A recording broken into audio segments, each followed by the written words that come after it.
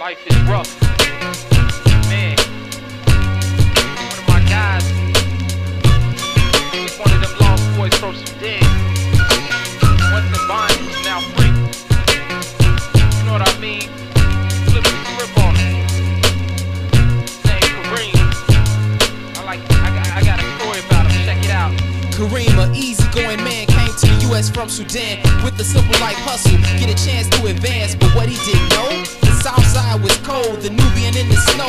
Went to college poor, didn't get the same breaks that the other students wore. With his 3.0 and searched for a loan, the financial aid department simply said no. So he had to work at Popeye's chicken wings, where he met this girl who was to be his queen to be. A thinking man's break had turned out a crazy dream. From rags to urban renewal, what's a man to do with a child on the way by his queen to be? He simply couldn't believe the American dream had turned out to be nothing, not meaning anything. So he got his college refund and invested in the store where he sold shea butter and frankincense and myrrh. His part-time hustle had got him what he earned, a better environment that helped the community in return. Once a lost boy, now graduated at the University of Chicago, went from import to export to the coast of Ivory, earned his way back home. In all of 10 years, he married that girl from Popeyes and became her king, re-established God, and she's the goddess supreme, speaking Sudanese and developing the continent. Went to Diop University, got a master in urban development. He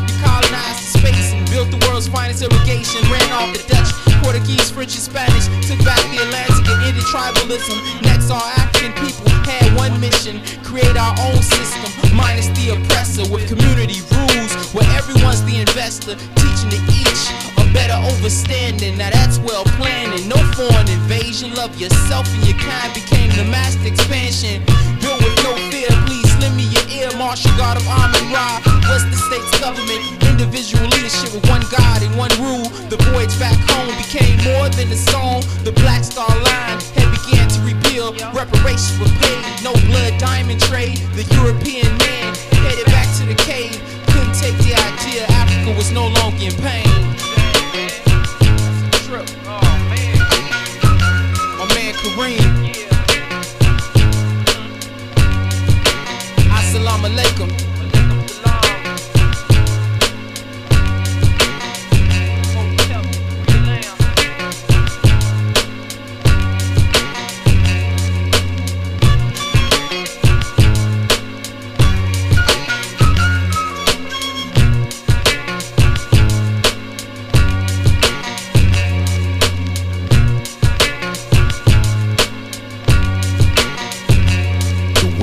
Aspects of Africa was systematically underpinned, and ancient Africa was confused with modern post-colonial destroyed Africa, as if the dire condition of Africa today was how it was in antiquity. The presence of African civilizations such as Islamic West Africa, Nubia, Christian Ethiopia, and Zimbabwe were labeled as freak occurrences that benefited from external non-African influences. History was written with Africa on the outside, and thus Africa never was seen to have fostered or played any part in the features Europe referred to as civilized.